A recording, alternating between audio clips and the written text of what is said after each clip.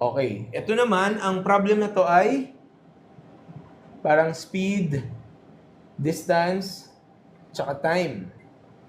Okay? Okay. An ambulance travels from the hospital to a patient's house at 40 kilometers per hour. After picking up the patient, it returns to the hospital following the same route at 60 kilometers per hour. If the total travel time was 75 minutes, what is the distance? Okay, kapag ganito, gawa lang ulit kayo ng table. O kaya pwede nyo ring i-drawing kung gusto nyo. So, ang gagawin ko dyan, normally kasi yung ibang problem parang may dalawang, halimbawa may dalawang kotse, car A, car B. Ito naman, ang sinasabi, mula daw hospital to patient's house. So, ang gagawin ko, hospital papuntang patient's house. Tsaka isang patient's house papuntang hospital. Pabalik lang. Okay? Tapos gawa ulit kayo ng table. Sa table, ang gawin nyo, speed, distance, tsaka time. Okay? Ano ang formula ng speed, distance, time? Yon, may triangle yan, di ba? So, ang formula ay speed is equal to distance over time.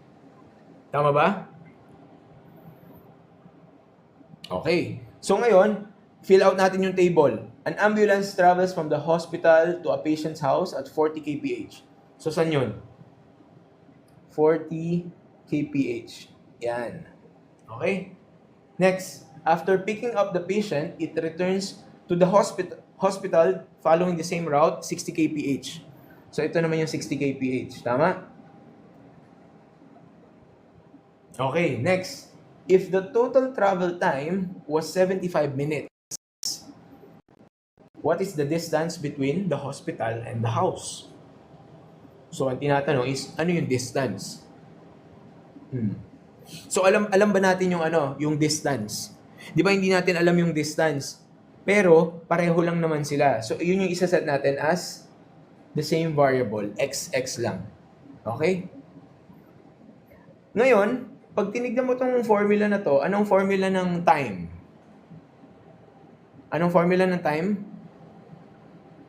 Tama ba? Ang time ay distance over speed or d over s. Di ba may triangle kayong sinusunod? Distance over speed, ha? May nakita akong maling formula. Distance over speed, yan. So ngayon, para ma-solve yan, distance over speed, so x over 40, tama ba? Tsaka, ano yung time dito sa kabila?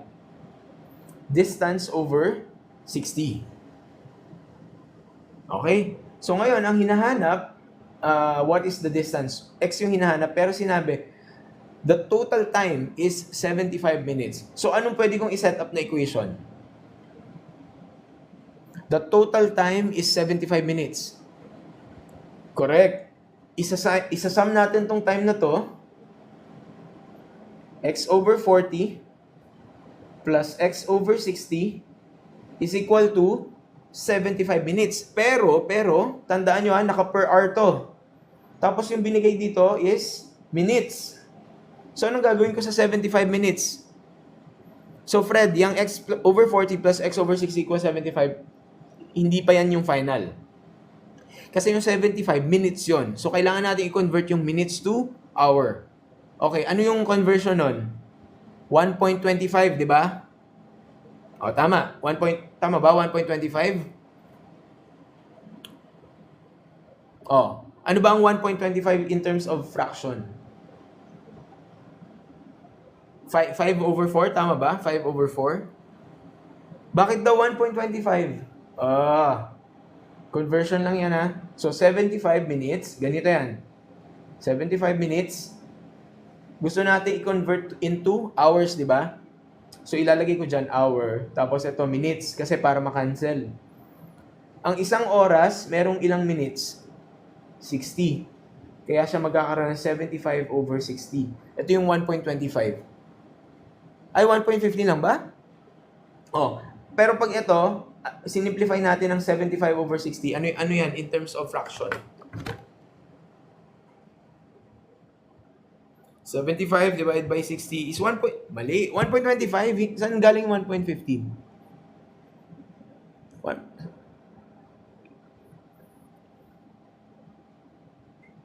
Five, oo, yan. Kapag ginawa na natin tong fraction, okay.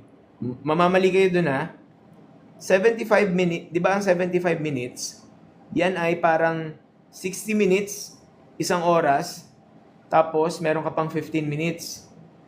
Siguro ang ginawa nyo kasi, ito 1 hour, tapos 0.15. Hindi ganun nagko-convert Mali yun Hindi 1 hour. Tama, 1 hour and 15 minutes, pero hindi 1.15. Nagigets nyo ba? Maling sabihing 0.15. Kasi ang 15 minutes, this is 15 out of 60. Di ba ang isang oras ay 60 minutes? Nakuha ba? Kaya itong part na to, ito yung magiging 0.25. Hindi nyo siya basta-basta ipo 0.15. So be careful dun sa 15 na yon, hindi yun 1.15. Kailangan mo siyang ganituhin. So 75 over 60. Tapos, anong GCF nito? Pwede mong i-lowest term ito, di ba? Divide by 15. Tama ba? Divide by 15. Ano ang 75 divided by 15? That's 5. 60 divided by 15 is 4. So, meron kang 5 over 4. So, ito, equals na siya sa 5 over 4. Kasi, hours na yung pinag-uusapan natin dito. Nakuha ba? Bakit siya nagkaganyan? Okay?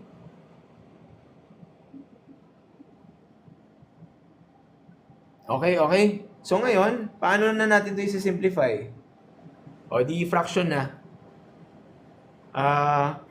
Again, pag fraction, hanapin yung LCD. Pero kung mahirapan kayo dahil malaki yung number, ang gawin nyo na lang dyan, ang gagawin ko na lang dyan parang ganito. 40 times 60, 40 times 60. Basta sure naman ako na yung factor din niya ng 40 times 60. So, 40 times 60 times x divided by 40, anong matitira? 60x. Tama ba? Tapos, ito magiging 40 times 60 times ito. Ano makakancel? Yung 60. So, matitira ay 40x. Tapos, ito naman, pag tinimes ko dito, na-imagine nyo to, ang makakancel dyan, 40 divide,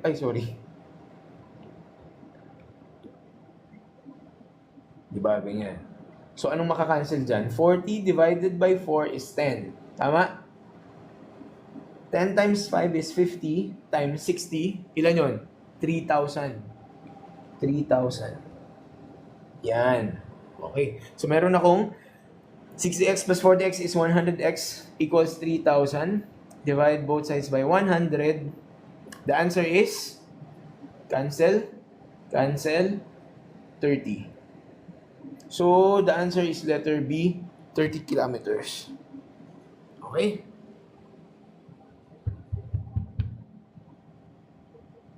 Screenshot. Ang common error na possible ano nyo dito is yung 1.15. 1.25 1.25.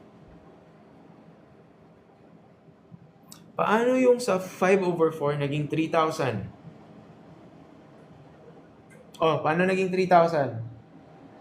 Pero gets nyo, di ba? Na-times natin yung 5 over 4 times 40 times 60. Paano yung shortcut na nangyari dyan? Isipin mo to, 40 divided by 4. Kasi di ba over 1 lang naman yung mga yan. 40 divided by 4 is 10, di ba?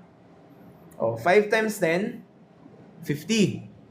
50 times 60, 3,000. Nakuha ba yung 3,000?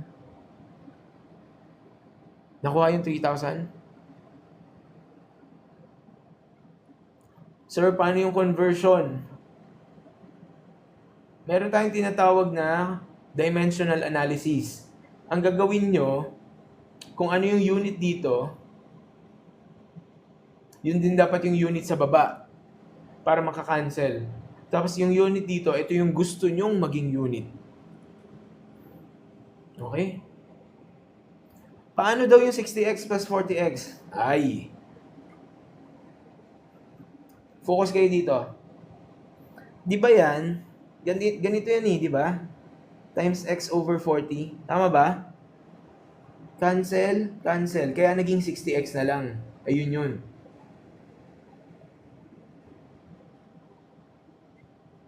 Tapos ito, pag tinimes mo naman dito, distribution lang yan x over 60, di ba? Anong kakancel naman dyan? Yung 60. Kaya magkakaroon ka ng 40x. Okay? Bakit daw nawala yung 4? Hindi kasi yung 4, multiple naman na yan ng 40 and 60. Ideally kasi LCD yung gagawin nyo dyan Pero kung gusto mo, mas matagal nga lang, 40 times 60 times 4, pwede din yun. Malabo, yan.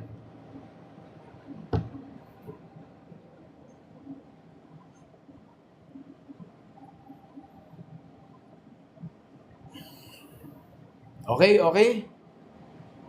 Pag decimal, pwede rin naman, kaya lang up to you kung gusto niyan decimal o fraction. Next. Nung sa work naman. Ano yung formula natin? Rate is equal, di ba, parang ganito lang yan. Ang rate natin is work over time. Binaliktad ko lang yung kanina. Iterno nyo lang siya sa speed. Di ba? Is equal to distance over time. Parang ganyan. Di ba? Distance over time, speed yon. Work over time, yan yung rate. Okay? Sige, so tandaan niyo yung rate equals work over time. So ano yung mga sinabi? Si Mark, tsaka si John, di ba? So si Mark, anong rate niya? Rate. Kapag sinabi kasing rate, parang,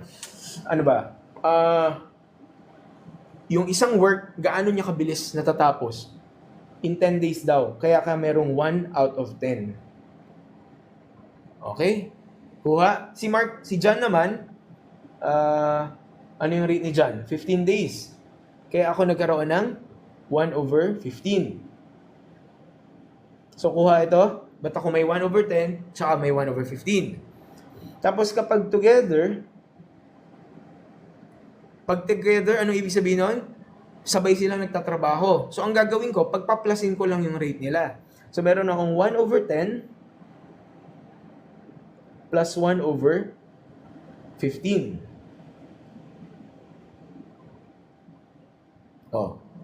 Nakuha? Why 1 over 10 instead of 10? Kasi nga, rate. Ano ba sabi sa rate? Work over time.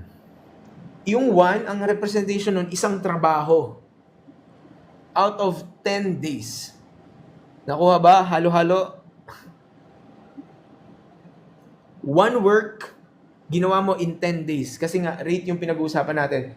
Tandaan nyo yung formula, work over time. So yung work, yun yung 1. 1 work yan isang trabaho. Na ginawa niya out of over 10 days. Okay? Next, pag together na, ano yung ginawa natin sa together? Inad lang natin. So anong LCD ng 10 and 15? 30, di ba? 30 divided by 10, 3 times 1, 3. 30 divided by 15, 2 times 1 plus 2. Okay? So, meron akong 5 out of 30. So, the answer is 1/6. Ito yung rate kapag sila ay together. 1 over 6. So, ngayon, ang sabi, nagsimula silang magtrabaho together, pero umalis din si Mark. And si John, siya na lang yung natirang magtrabaho for 5 days. Okay? So, ang gagawin natin ay punta tayo kay John. Ayan. So si John, anong rate ni John? Mula dyan sa table natin, dito sa lista natin, anong rate ni John? 115, di ba? Tama ba? Tapos ano yung ilang days siya nagtrabaho? 5 days. So yung time niya is parang 5 days. Tama ba? So, kung meron kang rate, meron kang time, ano yung nawawala? Work. Tama? Yung trinabaho ni John. Tama ba? So, ano yung formula ng work natin? Rate times time. So, laruin nyo na lang tong equation na to. Nasundan? So may, 'di ba binigay yung rate ni John na na-solve natin kanina? I mean 1/15. Tapos yung time nung etong scenario na to na nagtrabaho siya ng 5 days. So alamin natin gaano anong portion ng trabaho yung nagawa niya. So gagamitin ko to. So ano yung rate ni John? 1/15. Ano yung time? 5 days. So ang nagawa niya doon sa kabuuan ng trabaho ay 1/15 times 5, which is 5/15 or katumbas ng 1/3. O, di ba? Tapos ang trabaho, isa yan, isang buong trabaho. So kung meron akong one whole work minus 1/3, ano yung natitirang portion ng trabaho? Yun yung 2/3. Di ba? Nakuha na. So ngayon, itong 2/3 na to, ito yung ginawa nila together. So dun sa together, ano yung rate kanina? Ayun, 1/6. Tapos ano yung time? Ito yung nawawala. Ito yung hinahanap. Ano yung work na ginawa nila together? Ito yung 2/3. Nakuha? So meron ka ulit rate, meron ka ulit time, meron ka ulit work. Bakit daw 1 minus? Kasi isang kabuuang trabaho. Isang trabaho lang yung ginagawa nila. So ang hinanap naman ngayon time, anong formula ng time? Pag nilaro ko to, 'di ba? Magiging time is equal to work over rate. So ano yung work? Paano ko isusulat dito? So ang time na hinahanap natin ay work over rate. Tandaan niyo, work over rate. So work 2/3 over rate 1/6. Ayun. Dito na nanggaling yun. So paano to? 2/3 times 6/1 kasi reciprocal. 2 times 6, 12 divided by 3 equals 4. Okay? Basta tandaan nyo lang tong rate equals work over time. Tapos magkakaroon din kasi kayo ng Q eh. Di ba ang rate? Tandaan nyo lang kapag rate, yan yung mga something per hour. Parang ganun. Okay. O, screenshot. Mali nga lang yung 4 na ano na. Hindi. Pag napapractice nyo na yan, nagmumukha siya matagal kasi nga in-explain natin. Kapag nagpa-practice kayo, mas masasanay na kayo. Ay, may isa pa akong tip dito. Ano ba yung isa kong in-example last time? Isipin nyo na lang kung halimbawa, yung mga common problem na, halimbawa, may 5 na katao, natapos nila yung trabaho in 10 days. Pero kapag nabawasan ka ng trabahador, tingin mo ba mas mababa or mas mataas sa 10 days? Mas mataas. So hanapin mo na kagad sa options kung merong mas mataas. Yun na kagad isagot mo. Okay? Sige, move na tayo. Ito, medyo, din yung problem na to eh. Nakakalito din ng konti, pero gagawin ulit natin ng table. I think last na to for the word problem. A boat travels 36 km downstream in the same amount of time it takes to travel 24 km upstream. Okay? Tapos, if the speed of the current is 3, what is the speed of the boat in still water? Ano kaya sagot niyan? So, anong ibig sabihin kapag downstream tsaka upstream? Anong meron? Pahingi na lang ng assignment pang practice. Ay, pwede kayo manood dun sa sa mga 2025, 2026 na video sa YouTube. May mga doon, may mga old word problems. Mas marami, pwede yung practice yon. Correct, may positive and negative. Kapag, isipin nyo yung ilog, parang pag flat lang siya. Diba? Kapag ganyan siya, kailangan nyo maintindihan mo yung concept eh. Parang, halimbawa, ganyan lang siya. Wow, nag-drawing. Pag still lang siya, di ba? Ganyan lang siya. Pero kapag nag-upstream tayo, ibig sabihin medyo pataas, di ba?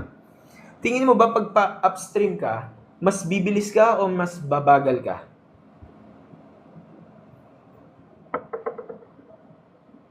Mas mabagal. Bakit? Anong concept ang nagpapabagal sa kanya?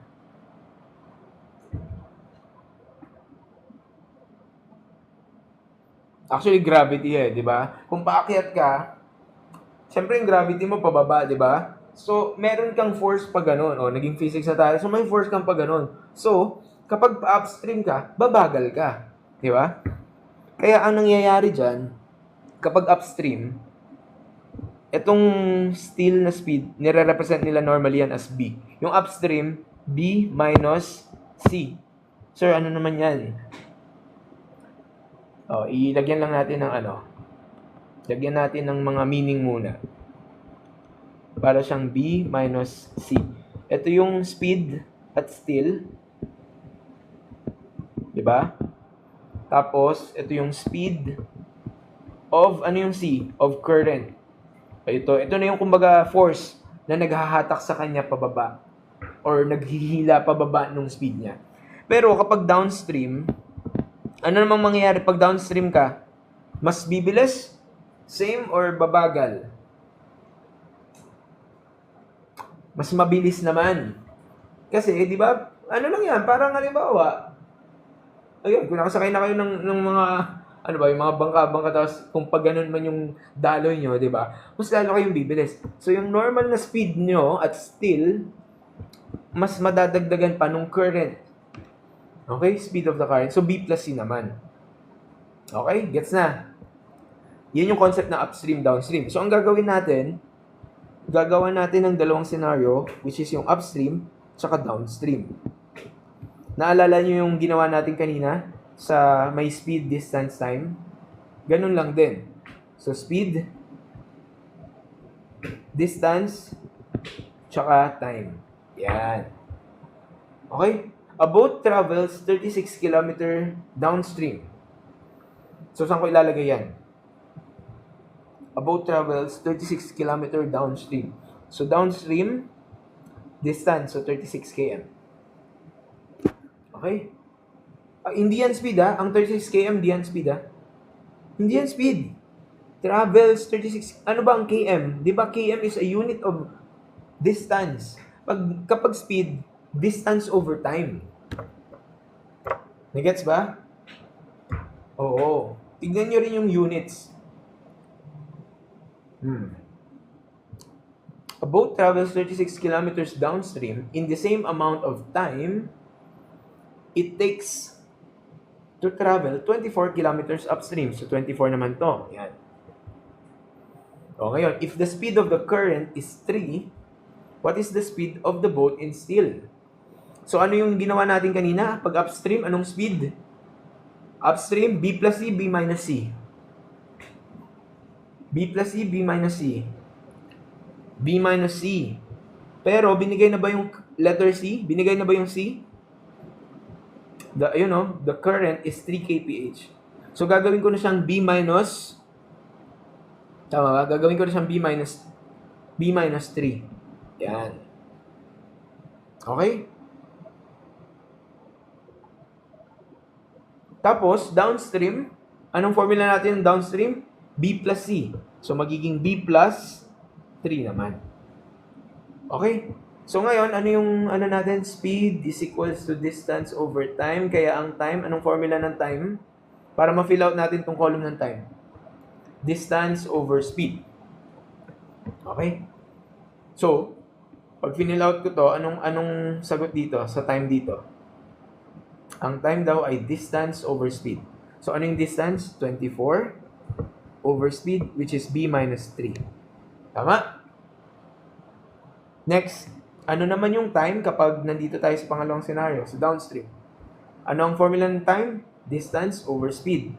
So, distance over B plus 3. Okay? Tapos, anong sabi?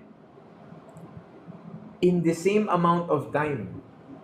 So, ito, tsaka ito, dapat ay equal lang silang dalawa. So, i-equate ko na si 24 over B minus 3 sa 36 over B plus 3. Okay? And then, do the normal na cross multiply na. 24 times B plus 3, 36 times B minus 3.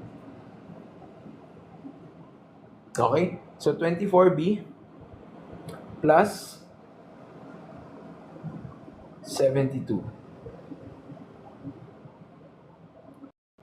equals 36B minus 108.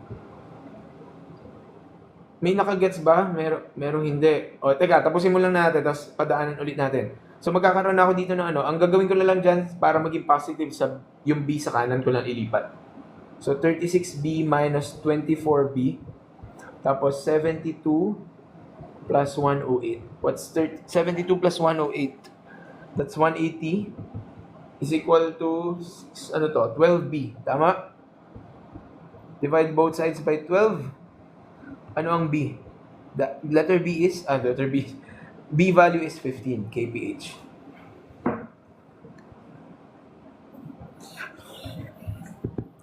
Nakuha ba?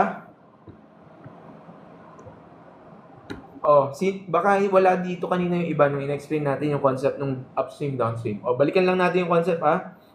Puro B naman ngayon. Pakita lang ulit natin bakit siya naging ganyan. Anong sinasabi natin? Ang concept muna na dapat intindihin, zoom in, zoom out. Zoom out, zoom in, zoom out. Zoom in, zoom out. Wait lang. Explain natin dun sa iba. Sabi, pag concept ng mga upstream, downstream, di ba? Pag halimbawa, still lang yung ilog. Still lang siya. Still, di ba? Relax lang, kumbaga. Tapos, ang representation niya normally, yung current dyan, yun yung letter B. Yun yung speed. Speed tuloy. Hindi current. Yan yung speed nung boat at still water. Okay? Still water. Ibig sabihin still water, relax lang. Okay? Ngayon, pag nagkaroon tayo ng concept ng upstream, di ba upstream, anong mangyayari sa speed mo? Mas bibilis, mas tataas. Mas bibilis, mas tataas. Mas bibilis o mas babagal? Mas babagal. Kasi merong nag-o-oppose na force. Kaya tayo nagkaroon ng B minus C. So, i-keep in mind nyo na to ha. Kapag upstream, B minus C. Hindi naman kayo dapat malito kasi balikan nyo yung concept. Pag upstream, mas babagal. Kaya minus. Okay? Kapag naman downstream, isipin nyo lang, padaus-dus lang kayo. So, yung still, paplasan mo. Nakuha ba? Nagets na kung bakit B minus C, B plus C? Anong hydrogen? Kalaban nyo kasi ang current, di ba? Yan, nakuha na. So, lagi nyo tatandaan na ito na yung magiging formula ng speed ninyo for upstream. B minus C, pag downstream, B plus C. So, yun yung dahilan kung bakit tayo merong B minus C dito, tsaka B plus C. Sir, saan nanggaling yung 3? Kasi binigay na sa problem, if the speed of the current, yun yung letter C doon. Okay? Tapos ito, saan nanggaling? Distance, 24:36. Ayun. A boat travels 36 km downstream. Same amount of time it takes to travel 24 km of upstream. So, kaya finill out lang natin. So, klaro tayo sa speed. Klaro tayo sa distance. Paano dun sa time? Anong formula ng time? D over S, di ba? D over S. So, anong nangyari? D, 24 over B minus 3. Ayun. Tapos, 36 over B plus 3. Di ba? Tapos, anong sabi? It takes same amount of time. Kaya, itong 24 over B minus 3, in-equate lang natin sa 36 over B plus 3. Anong problem to? Speed, mga boat problem. Downstream, upstream. May nagtanong, saan daw galing yung 12? Sorry. Saan galing yung 12? Di ba 36B minus 24B is 12B? Tapos para mahanap mo yung B, i-divide mo siya sa 12 para makancel. Uy, ano to ha? Grade 1 to ha? Pang grade 1 yan. Hindi mo nakita? Ay, parang wala pala akong mixture problem dito. Hindi ako nakapagsama. Pero dun sa old videos, check nyo na lang sa YouTube. Merong mixture problem. Lunch na tayo. Sige. Malapit na.